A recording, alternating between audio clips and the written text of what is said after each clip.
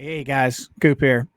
What's happening? All right, we got a good one for you today. We're going to be showing you how to do some laser cut keychains on the laser, and they're also going to be engraved. So if you give me about 30 seconds, I'll show you how to do it.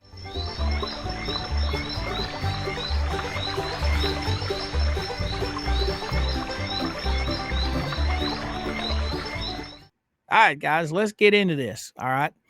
Right out of the gate, I'm using the Sculpfun S30 Pro 10-watt laser. All right. It's not a very expensive laser, but it does everything I need it to do, and it does it very well.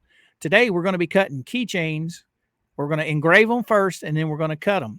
And basically, this video is just to show you what the settings are that I use to do the engraving.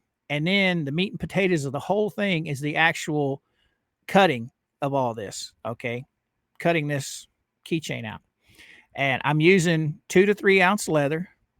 And the settings for this, as you can see, I've already got the keychains designed. Okay. I wasn't going to bore you guys with hours of designing this keychain. You'll see it at the end of the video, you know, what it turns out. But the settings are pretty simple.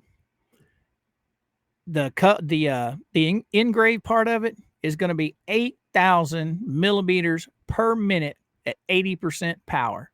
And like I said again, guys, this is 2 to 3 ounce leather, and it's vegetable tanned. And then the cut, the outline, that's going to be 800 millimeters per minute at 80% power. Now, I could do this in one pass, but it would actually take longer doing it in one pass set at 100 millimeters per minute at 80%. So I bump it up to 800 millimeters per minute at 3 passes, and it actually cuts out faster, cleaner, and smoother at the higher speeds. But that's all I wanted to tell you. We should tell you about the settings for my LightBurn.